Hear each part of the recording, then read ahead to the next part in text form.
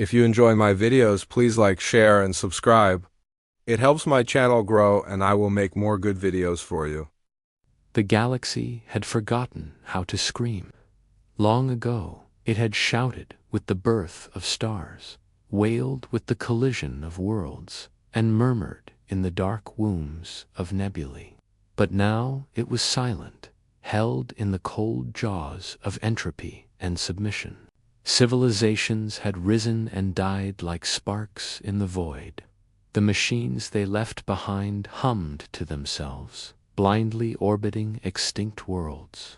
Trade lanes, once crowded with ships, had become corridors of drifting bones. And yet, on a forgotten planet, cloaked in ice and myth, something ancient stirred. Not an empire, not a god, but a species. And it had not forgotten how to scream. Lieutenant Arlen Vos had never believed in myths, not even the bitter ones, his grandmother whispered between sips of black tea in their shattered dome on Titan's far side. Humanity doesn't lose, she would mutter, tapping the scar that ran from her jaw to her temple. We forget, we get tired. But when the dying light flickers, we become fire again. Vos thought she'd lost her mind after the Saturn breach, but now, huddled inside a derelict orbital relay, 3 parsecs from the quarant expanse, watching red emergency lights flicker over the bloodied remains of his squad, he began to wonder if she'd been the only one who ever told the truth. The mission had been simple. Investigate an anomalous signal pulsing from the coreward edge of the dead zone. 3 other ships had vanished, responding to it. Command, in its decaying wisdom, figured an elite recon squad could ghost in, analyze, and ghost out. Clean, sterile, no contact, no footprints. But the moment their shuttle breached the relays, decaying gravity well, reality had started misbehaving. Vos's squad, Ortega, Leanne, Cohen, Mathis, all gone. Not in a blaze of gunfire, not ripped apart by known hostiles, but erased. Their vitals flatlined mid-step. No screams, no data corruption, just sudden, surgical nothingness. Vos barely made it to the central chamber before someone began whispering in a voice not carried by air. Who breaks the seal will wear the burden. He'd screamed, stumbled back, raised his rifle to fire, but there was nothing to shoot at. The room had no heat signature, no energy surges, no enemies, just a human-sized sarcophagus etched with impossible geometries and one blinking green light. Vos didn't remember touching it. He remembered the pain, though the searing heat in his head, the sensation of drowning in someone else's memories. When he awoke, 3 hours had passed. The sarcophagus was open, empty, and something wrong had entered the galaxy again. The emergency beacon still blinked above the main console. He should have activated it, called command, begged extraction. But as he stared at the signal logs looping across the screen, he froze. Every transmission over the last 2 hours bore his own biosignature, his own voice, begging, weeping, threatening in tongues he didn't know he knew. Humanity is reawakening. His own voice crooned through the console's playback, warped and layered, and the stars will burn for what they forgot. His hands trembled. He checked the med scan, half expecting to find neuroviral contamination, psychotic breakdown, alien spores, but it was clean, too clean. No traces of the anomalies that should have explained what he was hearing. Just an inexplicable increase in neural synapse speed by a factor of 23. Lieutenant Arlen Vos, human male. Status, initial integration phase complete. Came a new voice. mechanical, too smooth. He spun, nothing behind him but dust and air. The voice continued. The Ember Protocol is in effect. Memory unlocks begin in 3, 2, and then the room vanished. He was standing on Earth, but it wasn't his Earth. The sky was black glass. The cities were towers of shifting alloy, and the people were tall, luminous, terrible. They wore human skin like symbols. In the center of the city, surrounded by a cathedral of sound and war, was a machine the size of a continent, thrumming with a pulse that matched his heartbeat. "This isn't real," he tried to say, but his mouth didn't move. Then he felt it.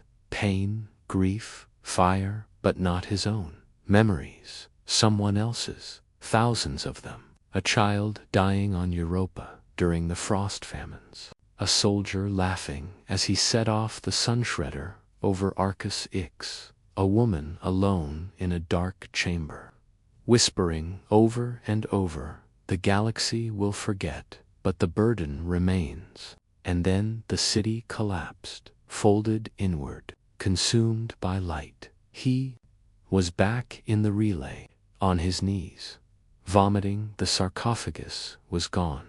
"Lieutenant Vos," came a voice behind him, real this time, sharp, disciplined. He spun. 2 figures stood at the threshold. One bore the markings of High Command Recon.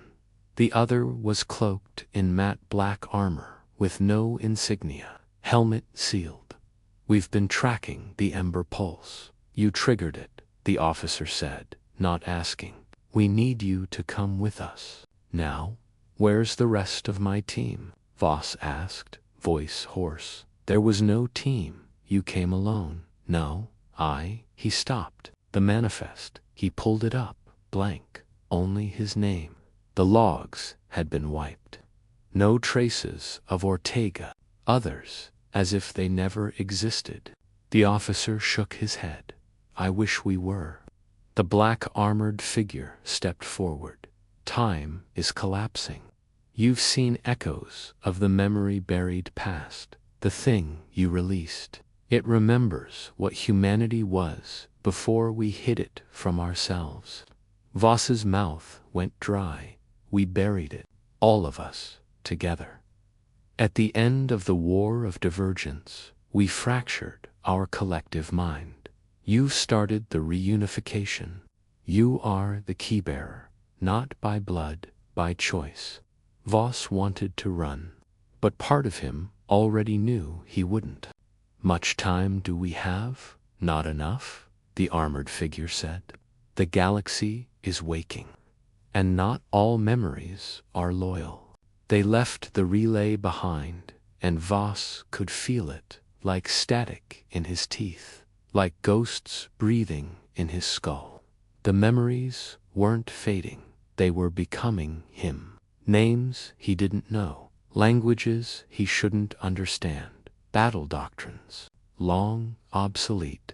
He felt older, bigger, but not himself. Their ship, sleek, silent, obsidian black, pierced into the void, heading coreward. The officer fed him fragments of truth. Long ago, when the human empire reached its apex, they developed something terrible, a psychic weapon that could rewrite reality by rewriting history. They called it the Ember Core, and when the wars became too brutal, they used it once to end everything. Humanity fractured. Billions forgot what they were. The Ember Core was buried, memories sealed. The galaxy was spared. But something survived. A spark. You lit it, the officer whispered. And now the galaxy remembers, piece by piece. Vos stared out at the stars, each one suddenly feeling too familiar, too intimate, as if they mourned. "They'll come from me," he said. "They already have." An alert flashed. Multiple incoming vessels. Not from any known faction. Their signals were bent, distorted, familiar frequencies arranged in impossible ways. Not alien, not entirely human either. The ship shuddered. A hit. Systems flickered. The officer ran to command. They're trying to breach memory space. Vos didn't understand. But the black armored figure did. They're not attacking the ship. They're attacking you. Pain lanced through Vos's mind. Flashbacks. Dozens. Hundreds. All at once. Wars that never happened. Children who died screaming his name. Lovers he never met. Deaths he never survived. Make them stop, he screamed. They can't, the figure said. They're not attackers. They're remnants. Pieces of the forgotten truth trying to rejoin you. The pain stopped. Just silence. Then a single voice, female.com, familiar in a way that made his chest ache. Arlen, it's me. You left me behind. Who are you? The voice cracked. Your wife, before the fracture. I remember now. You promised we'd die together. Vos shook his head. I don't remember. You will. A pulse of white light. The ship broke apart. Time fractured again. He fell through memory, through space, through everything. And then he landed not on a planet, not in a ship, but in a massive library stretching across stars. Every book bore his name.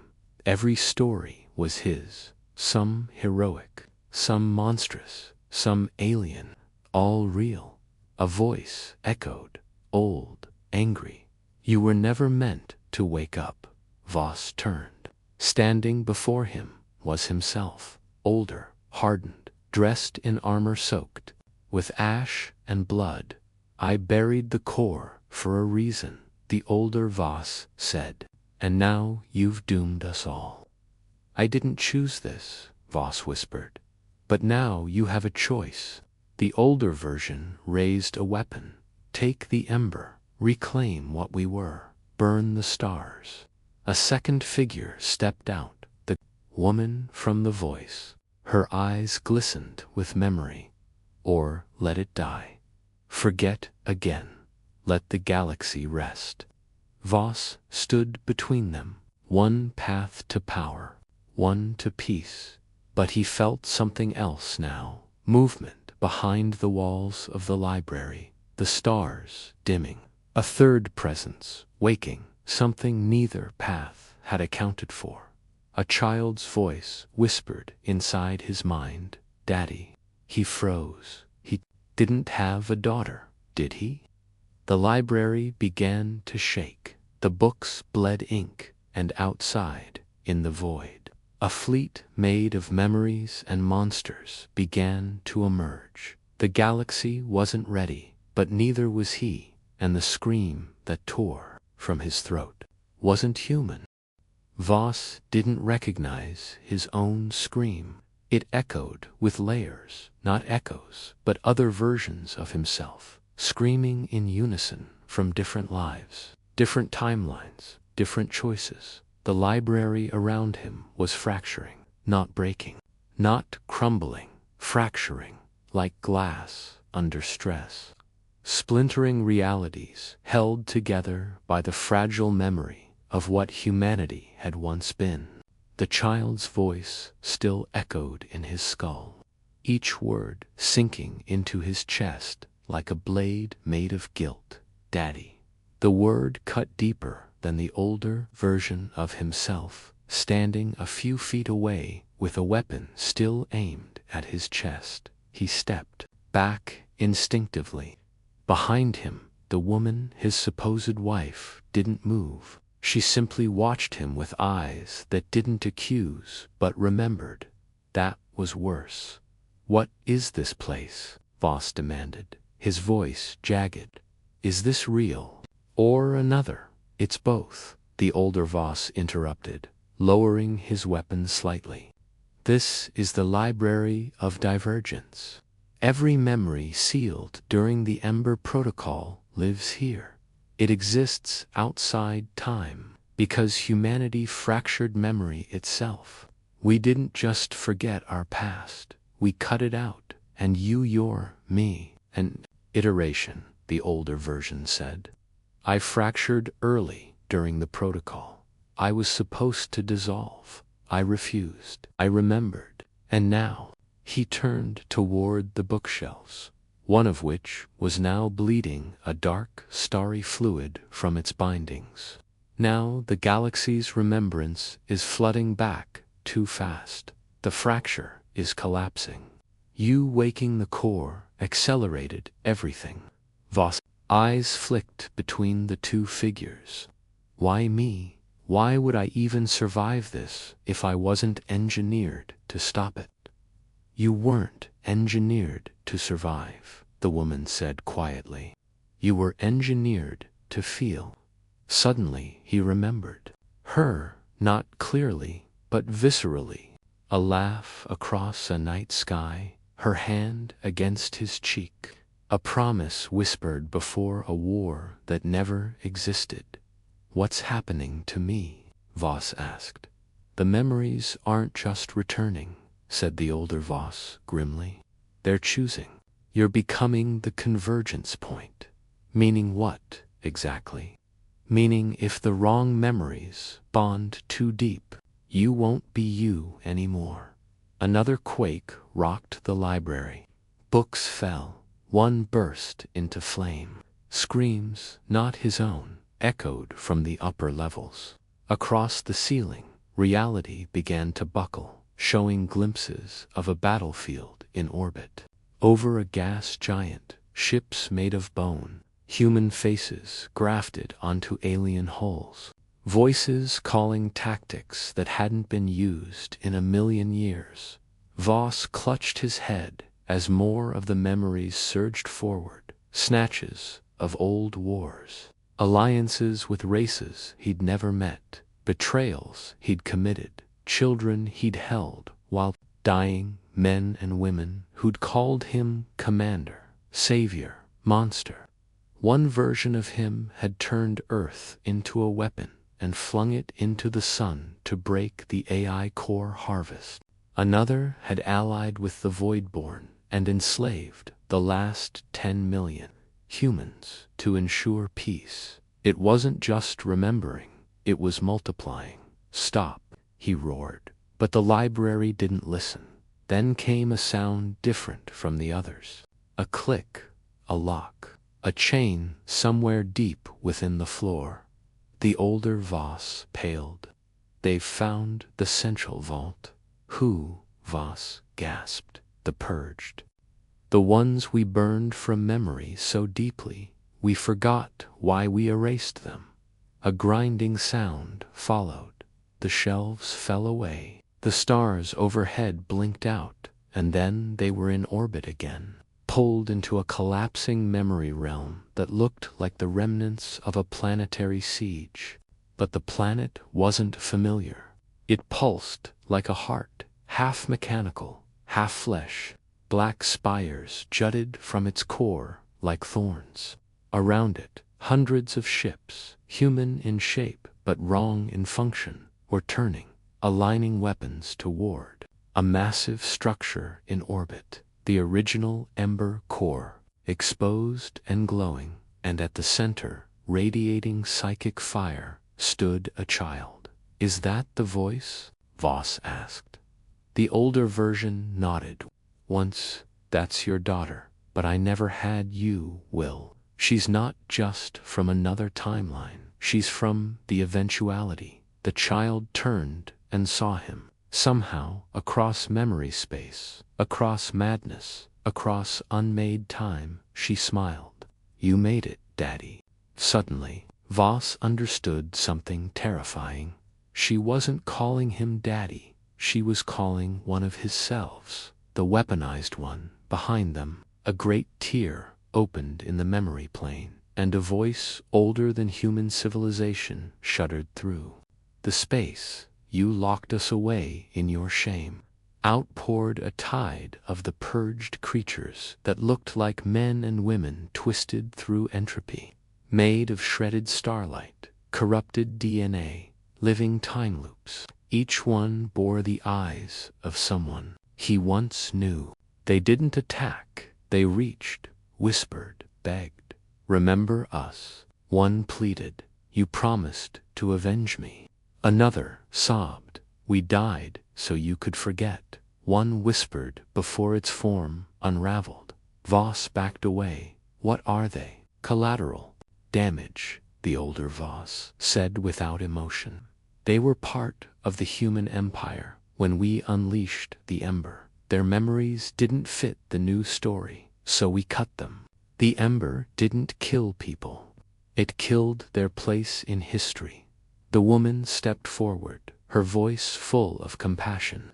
"Arlen, the choice isn't just whether to reclaim what we were. It's whether to remember the price." The child floated toward them, feet not touching the fractured memory floor. "They're coming for you, Daddy. Not to kill you, to become you." He didn't run, he turned to face them, and they merged. One by one, memories collapsed into him. Each new mind pierced him, rewrote him, reshaped him. He dropped to his knees. He saw Earth again, dozens of versions. A utopia, a dystopia, a barren husk, a mined planet. He saw his own face dying in every possible way. He saw his hands strangling kings, kissing friends, euthanizing lovers. He saw the birth of AI, the betrayal of Mars, the ocean of minds lost. In the Polaris singularity, he saw the first flame, the original moment when humans unlocked consciousness in a way no species ever had. When choice became weapon, and then silence, the world around him reformed. Not the library, not the battlefield, a child's bedroom. He was on his knees, gasping, and the little girl stood before him, real, alive. He was in a house that hadn't existed for millennia. A dog barked downstairs, a woman laughed in the kitchen, and Arlen Vos wept because he remembered this life, the one where he chose peace and forgot it all to protect it. The little girl took his hand. "Are you going to leave again?" He shook his head. No. The wall behind her buckled, flames roared, and then he saw her, a figure made of starlight and fury, a version of his wife twisted into rage, the one who had chosen war. She wasn't alone. Behind her stood an army of broken selves, all the versions of him who didn't choose peace. "I came to collect what's mine," she said. "You, the core, the child." "I'm not yours," he said. "You are all mine." She raised her hand, and the room detonated into psychic fire.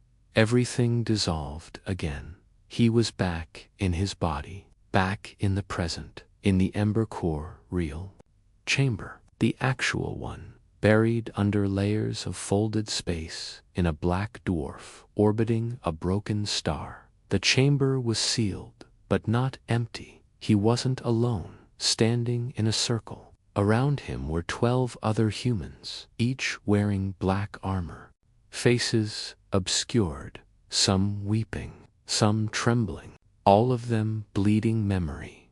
One stepped forward. "I'm from the timeline where we surrendered to the Athelian swarm. I killed 10 billion to delay the collapse." Another, "I'm from the quantum rebellion. We rewrote the laws of time. I murdered physics to win." Another, "I'm the last survivor of Earthshard. We ate the dead." They all stared at him.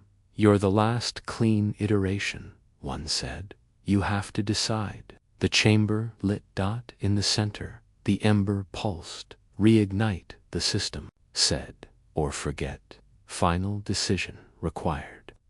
Vos stepped forward. The voices screamed in unison. Memories surged. His head cracked open with pain. The child's voice returned. "Daddy, please, remember me." And just before his hand touched the core, the lights went out. A single cold voice echoed through the dark. Too late. Someone else has already made the choice. And above the dead star, something impossible ignited. A sun made of screams, and ships that had never been built returned from extinction. They were coming, and the galaxy, for the first time in eons, was terrified of humanity. The black dwarf star was silent no more. Where once only the absence of heat, of light, of time had pulsed in cold rhythm beneath the crushed weight of extinguished mass, now a sun had ignited, forged not from matter but memory. A solar flare burst upward from the star's corpse, clawing into space like a scream that refused to end, curling across the orbiting wreckage of forgotten civilizations. Ships that had never existed reappeared fully formed, forged from timelines abandoned, sculpted from regret. Arlen Vos didn't move. He COULDN, single quotes T. His hand hovered inches from the ember core around him. The other iterations of himself had stopped breathing, not by choice. Time had stilled. The decision was no longer his, and somewhere outside this prison of overlapping dimensions, someone else had chosen. He heard the voice again, the one that had cut through the dark just before the new sun ignited. Not mechanical, not divine, human. You hesitated, it said, so I acted. He tried to speak, to scream, but his mouth wouldn't move. The air had frozen. No memory had frozen. His body remembered moving, but now even that was being rewritten. Images flashed behind his eyes, a battlefield across the moons of Dareth III, where humanity had once turned the magnetic fields of a gas giant into a planetary railgun. Arlen saw himself standing on the bridge of a ship made from living stone, barking orders to a crew of modified Warfans, each one genetically bonded to the command console. He blinked, and now he was in another life, one where he'd become an archivist. In the last floating library of Venus, cataloging the crimes of forgotten empires. Again. Another life. This time, he wasn't even human anymore. Something had reshaped him. Metal, bone, an ambassadorial intelligence, encoded into an obsidian blade. They were all him. The timelines were bleeding in, the choice. One by one, their bodies flickered, warped, some imploding, some expanding beyond human dimensions. One screamed in a language older than sound.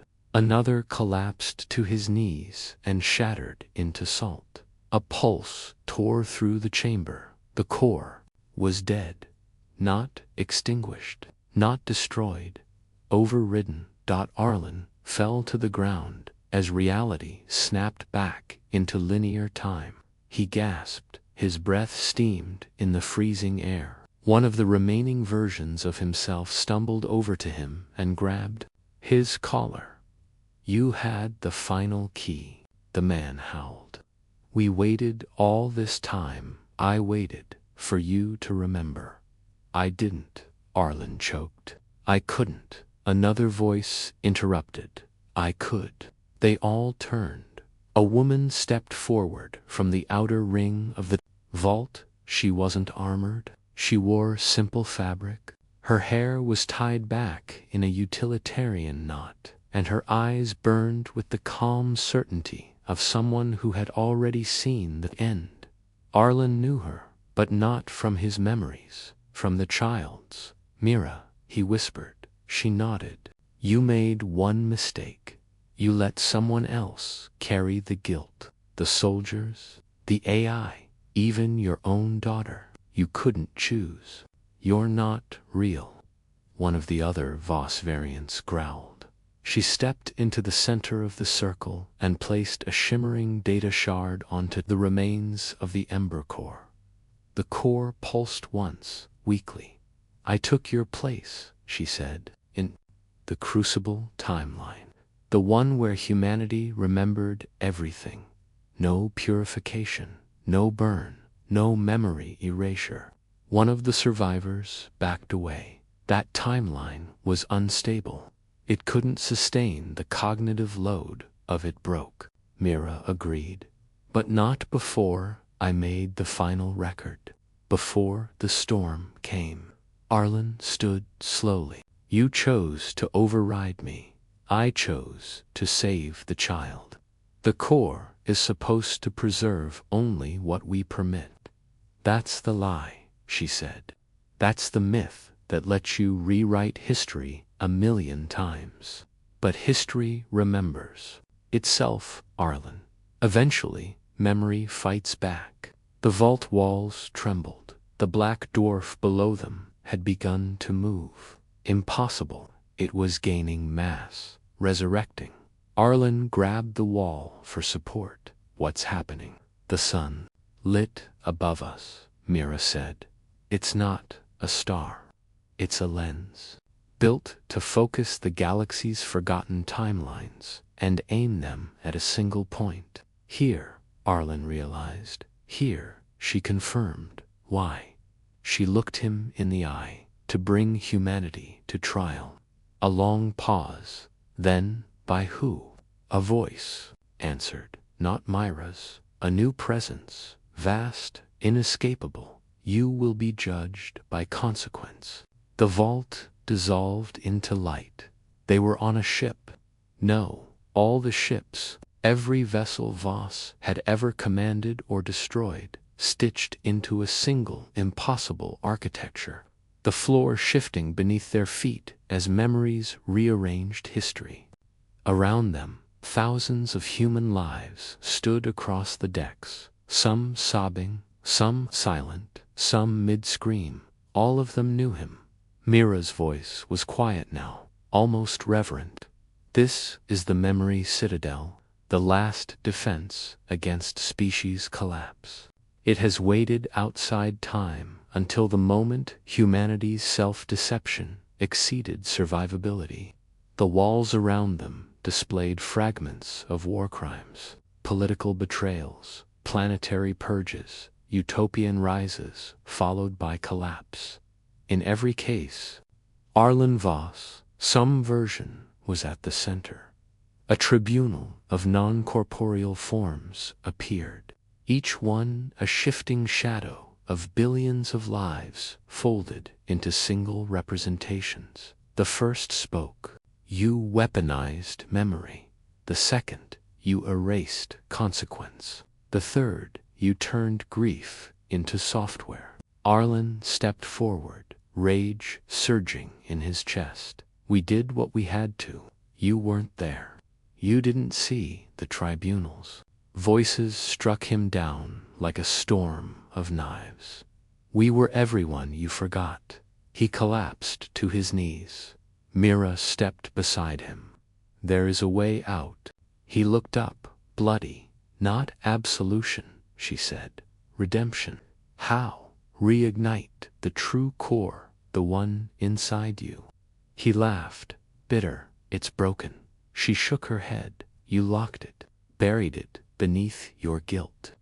But the child, your daughter, she is the key." A new vision exploded into being around him, not memory, future. The child stood on the edge of a cratered world, holding a shard of the broken ember core in one hand and a weapon in the other.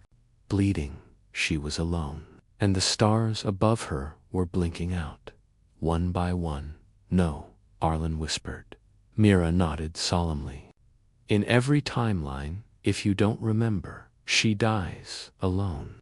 He felt it then, the fracture inside himself, the hidden ember. He reached into it, and it burned.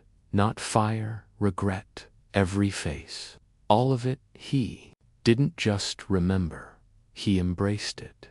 A surge of heat pulsed outward. The vault began to reassemble itself. The other Vos iterations were pulled toward him, not to merge, but to witness. The child appeared, real beside him, tears in her eyes. You came back. He took her hand. The tribunal screamed.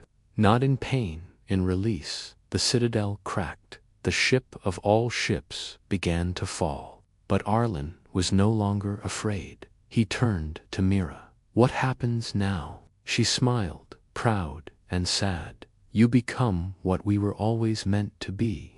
He felt himself shift, not change, not evolve, except the child pressed her palm to his chest, and the core within him flared to life, real, pure, unaltered. Above the black dwarf, the son of screams went silent. Ships made of history stopped. The galaxy paused, and then a voice unlike any other rang out across space-time. Humanity has chosen to remember. The core exploded with light dot, and in its wake came something new, something that shouldn't exist, a signal from Earth, real Earth, the one from before the Ember War, and it was calling for help, but Earth was supposed to be gone. Arlen turned to Mira. She was already fading. She whispered, "You have to go. You have to see what we left behind." He reached for her, too late. She vanished, and in her place, a gateway opened to a planet that had been erased from all known records, and Arlen heard a voice that hadn't spoken in eons. Welcome home. The gateway didn't shimmer. It didn't flicker, buzz, or pulse with sci-fi theatrics. It simply existed over the new-lit core beneath his chest. Her eyes, reflecting the gateway's impossible geometry, were wide with wonder and fear. Earth, not a copy, not a mirror echo drawn from fractured timeline. The Earth, the one they had mourned, buried, overwritten. He stepped forward. Behind him, the other iterations of himself faded, one by one, each saluting not with reverence, but resignation. They had been truths once, perhaps even necessary ones, but this path was no longer theirs to walk. The child didn't speak. She followed. The gate swallowed them whole. They didn't arrive with ceremony. There was no planetfall descent, no wormhole turbulence. One step, and they stood in air, to clean, to be real, under a sky untouched by porn. The blue wasn't just color, it was memory, raw and unfiltered. Clouds drifted lazily across the same sky Arlen remembered from childhood stories, before the colonies, before the burn, before humanity had turned survival into warcraft. But it wasn't peace. Far in the distance, mountains glimmered with unnatural symmetry, as if carved not by tectonics but intention. Forests waved with colors outside the visible spectrum. Animals, not quite animals, darted between shadows, their eyes reflecting back intelligence, curiosity, and something else, recognition. Double quotes. This isn't Earth, Arlen said. The child frowned. Not the one from the archives. No, he agreed. It's evolved. The core pulsed under his skin. They walked. The world adjusted to them not as an illusion, but as a host accommodating a long-lost guest. Language danced on the wind.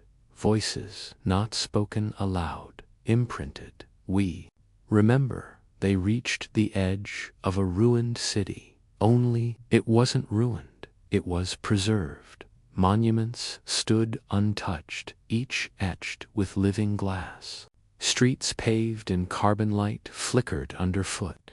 Every building bore sigils, not from any human culture he'd known, but from the subconscious. Dreams, fears, sketches of human thought manifested into architecture. What is this? The child whispered. Legacy, said a new voice. He turned fast, no one. Then everywhere. The buildings shimmered. From them emerged forms humanoid, translucent, each shaped by the memories of those who had once lived here. Arlen stepped back instinctively, shielding the girl. "You are not in danger," the forms said together. "You are awaited." A central figure emerged, taller than the rest. Its face wore her features, Mira, but not Mira. The entity inclined its head.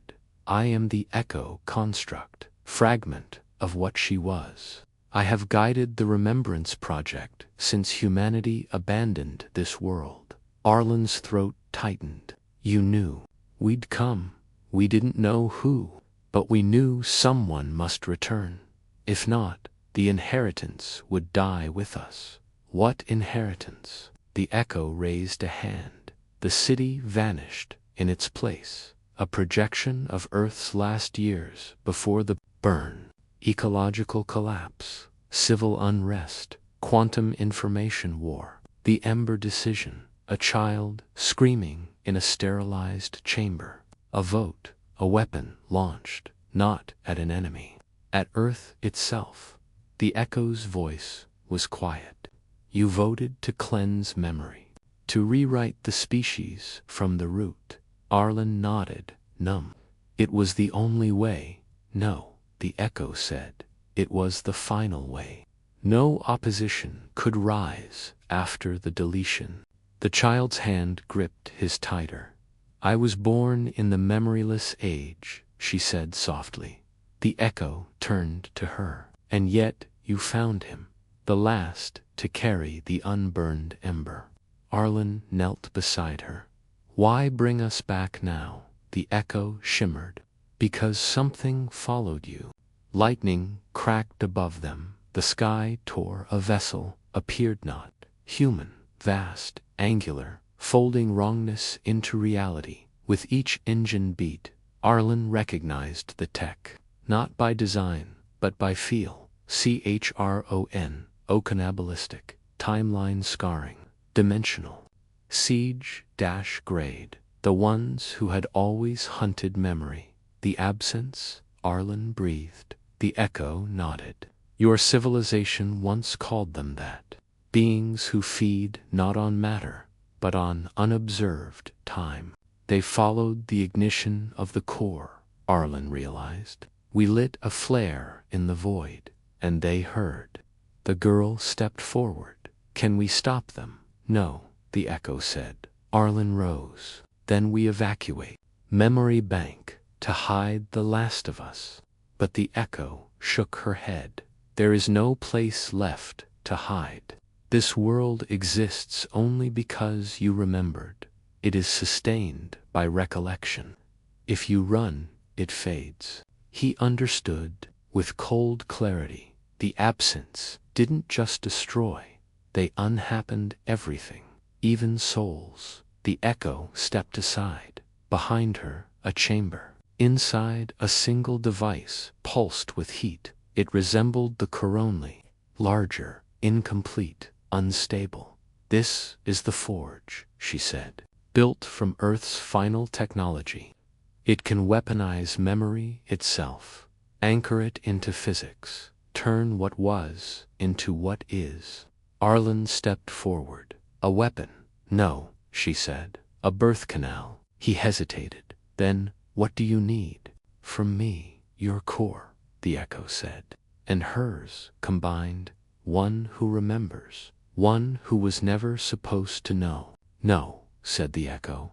"You become this world, this weapon, this last version of Earth. You will seed it with your truth." Arlen looked at the girl. Tears slid down her cheek. "Dad, I'm scared." He held her and remembered, not the wars, not the timelines, not the weaponry, but a day in a forgotten corridor where a young girl laughed, chasing synthetic fireflies, where her eyes lit with wonder, not at destruction, but discovery. He looked up and nodded. "Do it." They entered the forge. Pain came first, then light. then something beyond understanding every version of themselves, collapsing into one another. Not a death, not a fusion, an amplification. The girl screamed and became sound. Arlen opened his eyes and saw, not with sight, but with history. They were the forge. Now the absence descended, and Earth struck back. Memory detonated across the stars. Time locked into armor. Emotion became weaponry. The absence creatures of absence could not bear the weight of being known. The forge lashed out with pure recollection. Every forgotten moment, erased act shaped into spears of irreversible history. The absence screamed, not in pain, in existence, and were torn apart, but it wasn't over. The core inside the forge had cracked. Too much memory, too much truth. Arlen, still within the forge mind, felt the rupture. The child's voice echoed through him. It's unraveling. No, he said. It's birthing. Reality around the new Earth trembled. A ring of light spread from its surface, pushing outward, rewriting the galaxy's laws. A new memory was being embedded, a truth that could not be unmade.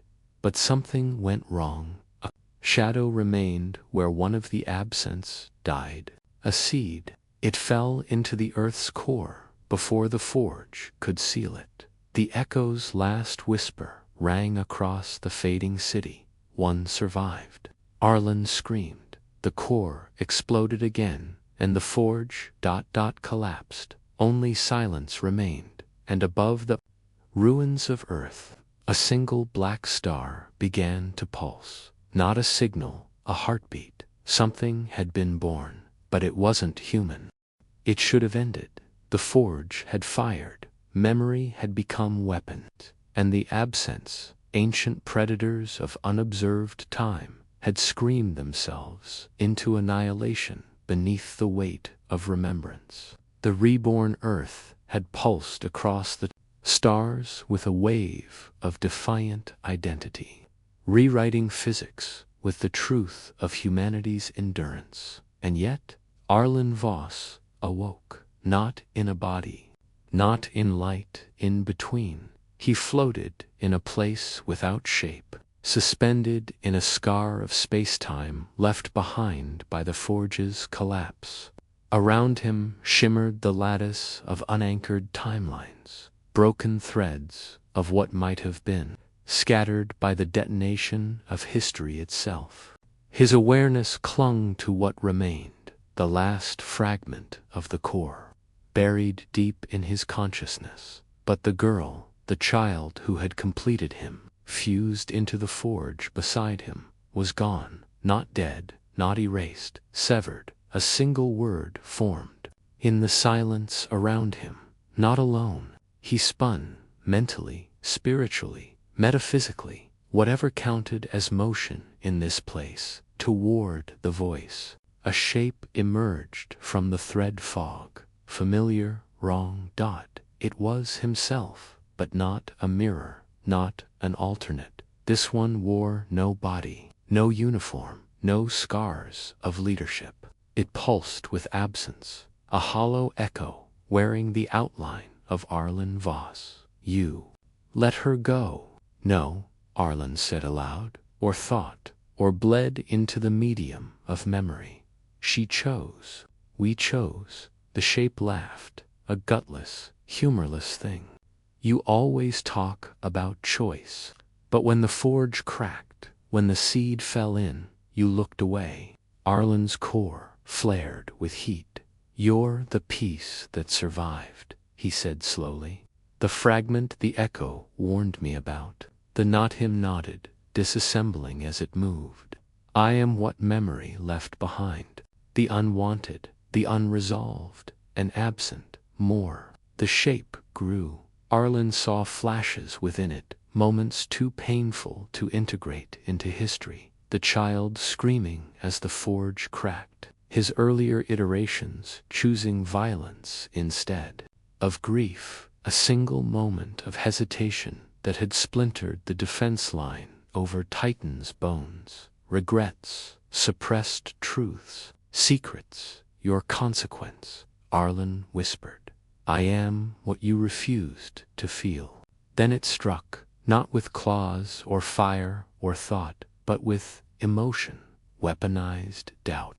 Arlen reeled as memories he'd buried, the thousands who'd died by his decisions. The moments he'd justified for strategy surged through him, raw and undigested. He fell through the lattice of dead timelines, tumbling past histories where humanity had perished in silence. Earth devoured by apathy. The colonies burning from miscommunication. The child, Mira's daughter, born into a world that never remembered love. No, he gasped. These aren't real. They're broken branches. The consequential screamed in his mind. They're just as real as the path you chose. Memory doesn't care about preference. It remembers all of you. Arlen reached inward to the ember, the last spark of the forge, and he saw her, the girl, trapped, buried, inside something, not dead, sleeping, encased in him. The final twist cut deep.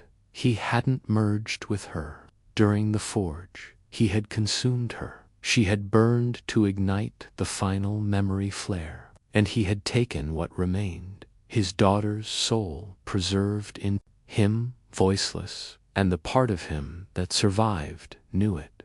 That was the shadow's source. You're me, Arlen said, again, but not just consequence. You're the guilt I buried over her. The shadow grinned and began to change. Flesh returned. Familiar bones. A new voice, hers, double quotes, Dad, she whispered. And that was worse than any punishment. He fell to his knees inside a space that didn't exist. I tried, he said. You remembered everything, she said. Except me, he screamed. The core flared not in defense, but collapse. It broke, and the reality he occupied, whatever strange liminal physics it obeyed, folded, then darkness, then stars. He opened his eyes and stood, not alone, before him. Earth, reconstructed, but not the one they saved.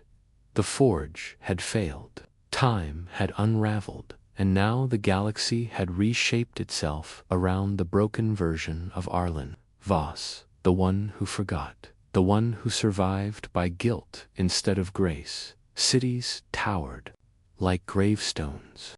Ships patrolled the stars with memory-scarring weapons. People walked with no history behind their eyes, only tactical lineage.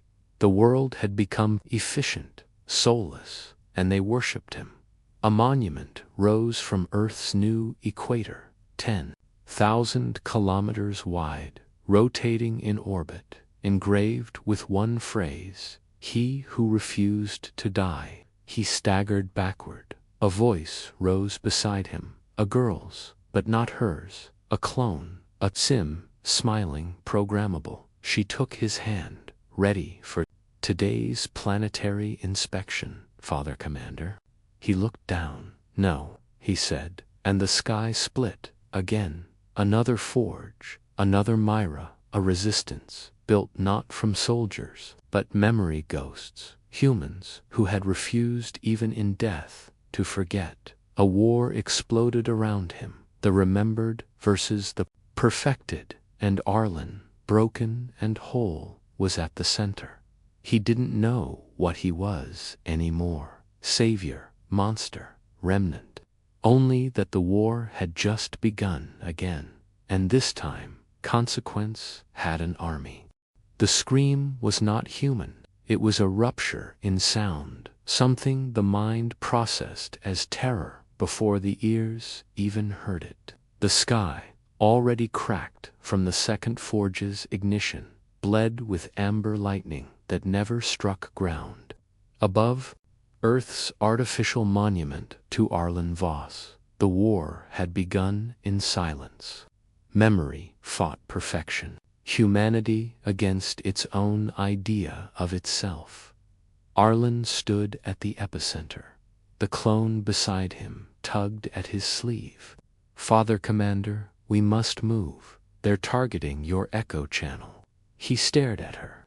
The child's face, so perfect, so warm, was a simulation. An algorithm designed to evoke obedience, loyalty, guilt. She had no soul, only scripting. "No," he whispered, "you're not her." The clone tilted her head. "Would you prefer I be less emotional today?" "I can recalculate, affect weight." He stepped away. And in that moment, his monument, the orbital bastion, was struck.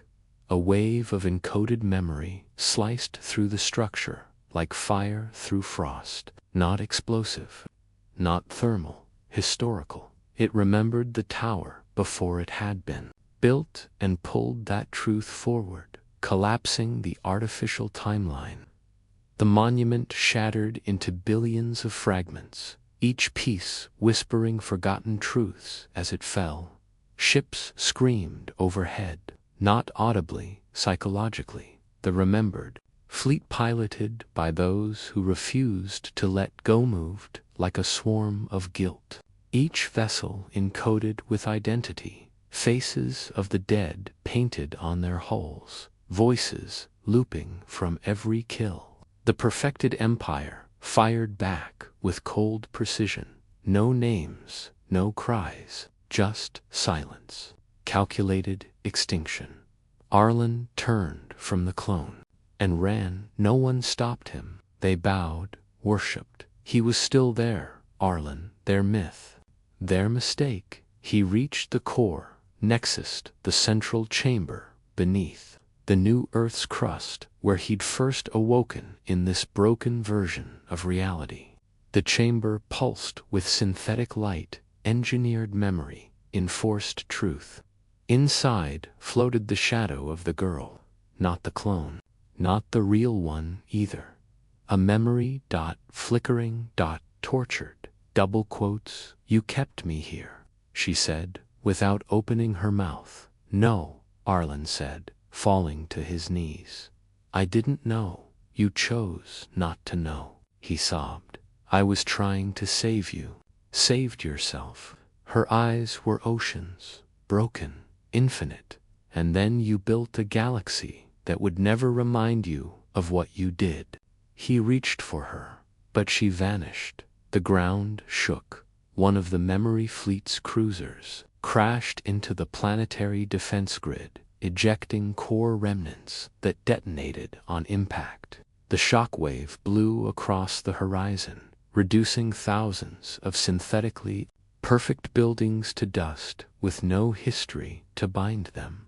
The war wasn't just on Earth. It had spread to every colony, every archive, every unobserved corner of galactic memory. The echo resistance had awakened, led by those who had remembered the pain, and among them was Mira, the real Mira. She had survived the original core detonation by scattering her consciousness across entangled temporal anchors. When Arlen's guilt fractured the forge, she had used the breach to reassemble herself, not as flesh, but as will. She boarded his mind like a ghost. Now she wore a body crafted from pure remembrance, armored in truth, her face drawn not from who she was, but from who he had forgotten her to be. When she entered the core nexus, he felt her before he saw her. "Mira," he whispered. Her gaze was not warm. "You've ruled long enough," she said. "I didn't want any of this, but you let it happen." He tried to stand, but the weight of truth pulled him back. She raised her arm. In it, a weapon not made of steel or light, a needle of memory tipped in soul. "This will free her." Arlen's voice cracked. "Seizing me. She's trapped in you. If I die, she'll live. He trembled. I'm not ready. She hesitated, then lowered the weapon. Then fight with us. Redeem her with action, not tears. He stared at her and nodded. In the sky, the last shard of the first forge reignited, fueled by stolen fragments of the original core. The resistance had rebuilt enough to spark one final memory weapon, but something else awakened with it. The black star, still pulsing, still alive, it spoke. Now, in pulses of gravity and thought, you cannot erase me. Across the galaxy, people collapsed, struck by waves of pure forgetting. Names vanished from mouths, languages eroded, coordinates turned to static. The black star was not an absent, it was the child, twisted, preserved too long in Arlen's broken heart, not reborn, evolved, not a girl, not human. Now a sentient absence, driven not by hunger, but betrayal. The final weapon was her. The resistance didn't know that the Empire couldn't understand. Only Arlen saw the truth. He had buried his daughter, and she had become the void. The memory weapon fired. It struck the black star and missed. The star devoured it, all of it, every last drop of human memory condensed into fire. It pulsed once, twice, and began to move toward Earth, toward him, the girl, his daughter. Now the memoriator, the remnant, the child born of all humanity's guilt, was coming home. He looked to Myra. What do we do? Her voice was brittle. We run. No, he said, and his core lit again. One final time, I talked to her. He stepped into the light of the black star, and the universe held its breath above Earth. Beyond the ashes of the monument and the artificial skyline, the child who was no longer a child approached, not in speed, not in fire, but in certainty. Gravity trembled beneath her presence. She was a void-shaped girl, with eyes like unfinished thoughts, skin stitched from absent dreams. The last spark of the forge was inside her, but it had twisted, bloated, metastasized into something older. Then entropy. Arlen Vos floated upward, leaving Mira and the last remnants of the resistance behind. No ship, no armor, just truth wrapped in guilt. The girl waited in orbit. She stood at the edge of physics, curled into a position that resembled sleep. Around her, space folded like origami, bending galaxies into a sphere of silence. She opened her eyes, and spoke without sound. Why did you let me die? He winced. I didn't mean to. I thought you chose to remember everything, but me. His mouth was dry. I remembered your name. I remembered how you remembered the idea of me, not me. She extended a hand. Stars flickered out across her palm. You fed me into the forge, hoping I'd burn bright enough to end the absence. I did, but you never reached back. You left me in the fire.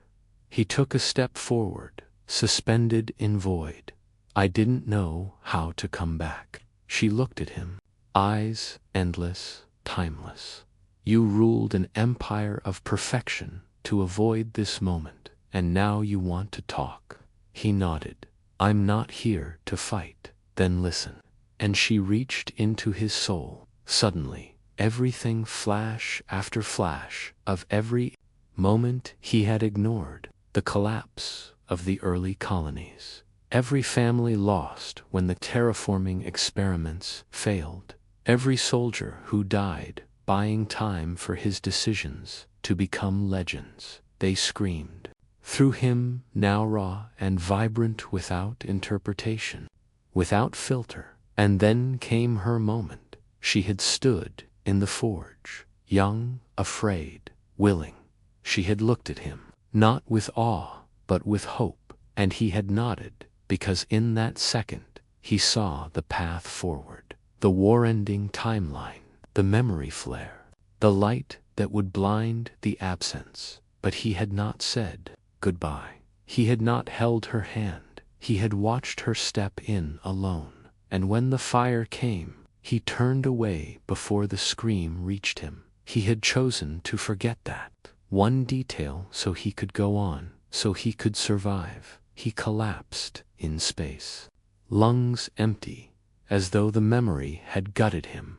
"I'm sorry," he said. The girl drifted closer, her expression unreadable, emotionless, but her voice cracked.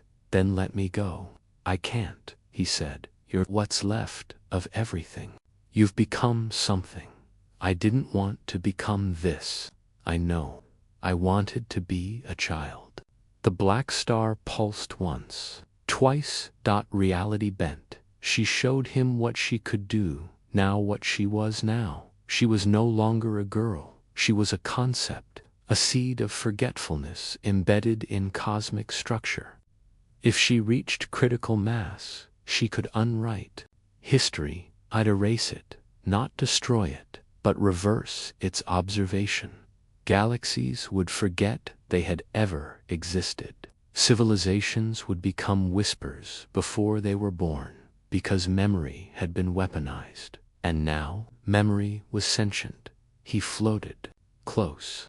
"You want me to end you? I want to stop being this. I want to be remembered, not stored." He wept. "I don't know how." Mira's voice echoed in his head. "Then die trying."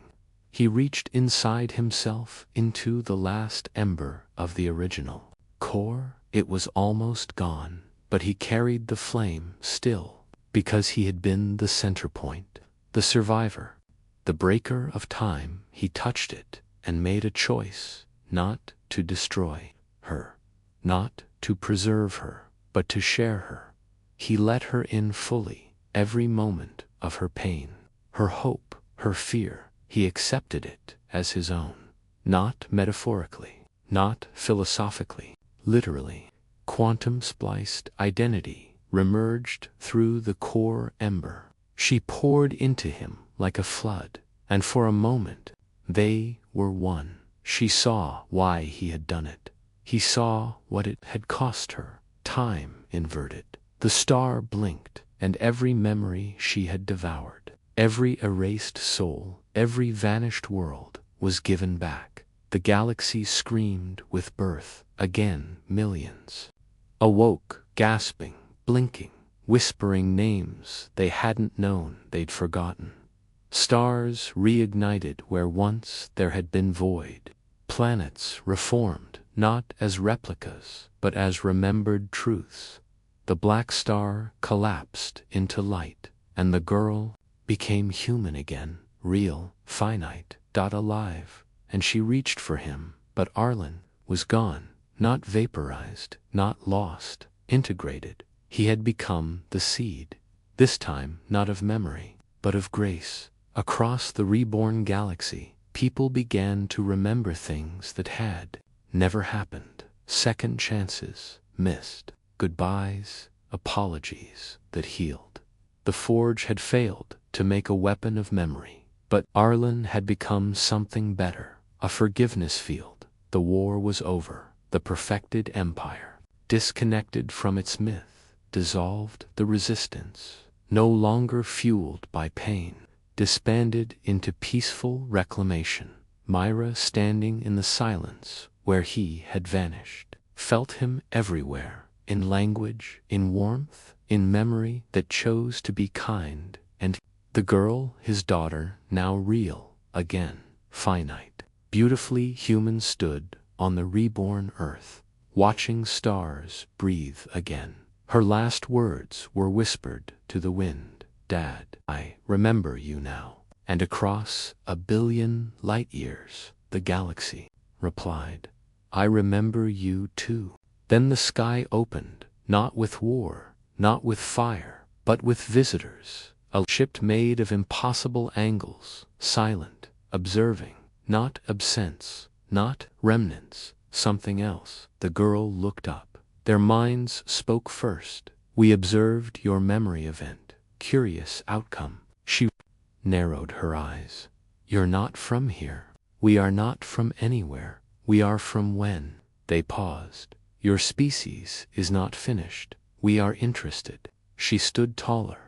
Then remember this. We refuse to die. And with that, she walked back into the light.